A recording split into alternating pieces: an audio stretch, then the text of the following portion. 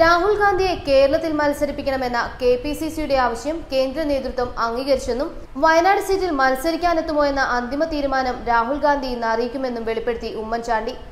രാഹുലിനെ മത്സരിപ്പിക്കാൻ കേന്ദ്രത്തിന് സമ്മതമാണ്. പക്ഷേ ഇനി അറിയേണ്ടത് രാഹുലിന്റെ നിലപാട്.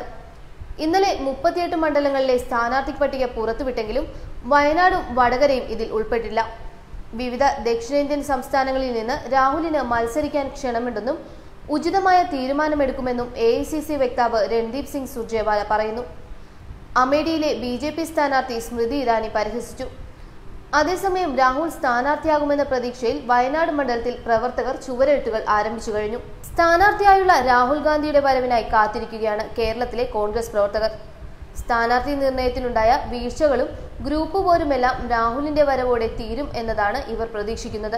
രാഹുൽ വരുമെന്നറിഞ്ഞതോടെ ഇടതുകോട്ടകളിലെ UDF സ്ഥാനാർത്ഥികളുടെ പോലും ആത്മവിശ്വാസം ഇരട്ടിയായിട്ടുണ്ട്. ഇതോടെ അണികളും ആവേശത്തിലാണ്. രാഹുലിന് വേണ്ടി പിന്മാറാൻ തയ്യാറാണെന്ന് വയനാട്ടിൽ ഇപ്പോൾ നിശ്ചയിച്ചിരിക്കുന്ന സ്ഥാനാർത്ഥി T സിദ്ദിഖ് അറിയിച്ചു. രാഹുലിന്റെ പ്രചാരണ ചുമതല ഏറ്റെടുക്കുമെന്നും സിദ്ദിഖ് അറിയിച്ചിട്ടുണ്ട്. രാഹുലിന്റെ സ്ഥാനാർത്ഥിത്വത്തെക്കുറിച്ച് ഉടൻ പ്രഖ്യാപിക്കുമെന്ന് മുല്ലപ്പള്ളി രാമചന്ദ്രനും പറയുന്നു. വയനാട്ടിൽ മത്സരിക്കണമെന്ന് രാഹുലിനോട് KPCC ആവശ്യപ്പെട്ടിട്ടുണ്ട്. ഇത് കേന്ദ്ര ഇലക്ഷൻ സമിതി അംഗീകരിക്കുകയും ചെയ്തു. എന്നാൽ ഇനി രാഹുൽ ഗാന്ധിയാണ് മറുപടി പറയേണ്ടതെന്ന് ഉമ്മൻചാണ്ടി പറയുന്നു.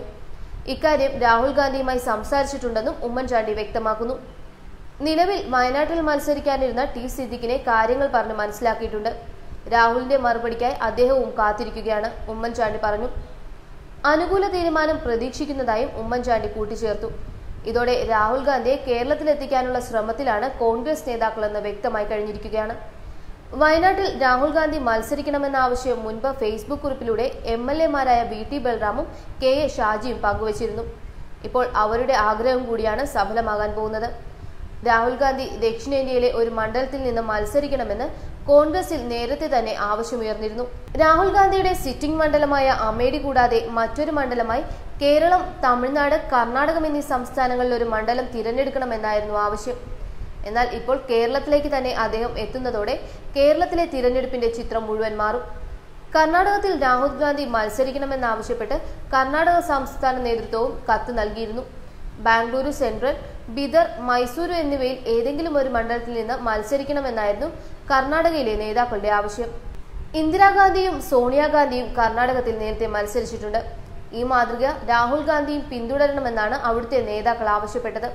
എന്നാൽ അദ്ദേഹം കേരളത്തിലേക്ക് വരുമെന്നാണ് ഇവിടുത്തെ നേതാക്കളുടെ പ്രതീക്ഷ. കർണാടകം കൂടാതെ തമിഴ്നാടും രാഹുലിനെ ആവശ്യപ്പെട്ട് രംഗത്തെത്തിയിരുന്നു.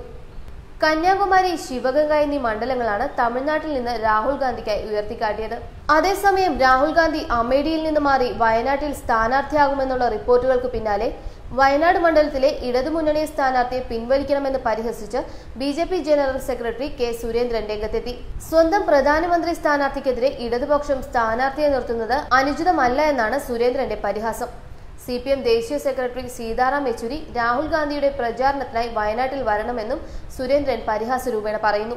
അമേഠിയിൽ രാഹുൽ ഗാന്ധി ദയനീയമായി പരാജയം നേരിടുമെന്ന് മാസങ്ങൾക്ക് മുൻപേ സോഷ്യൽ മീഡിയയിൽ കുറിച്ചപ്പോൾ കൊങ്ങികളും കമ്മികളും തന്നെ പരിഹസിക്കുകയായിരുന്നുവെന്നും സുരേന്ദ്രൻ പറഞ്ഞു. ഇതോടെ രാഹുൽ ഗാന്ധിക്കായി കാത്തിരിക്കുകയാണ് കേരളം. ന്യൂസ് ഡെസ്ക്, മലയാളി വാർത്ത.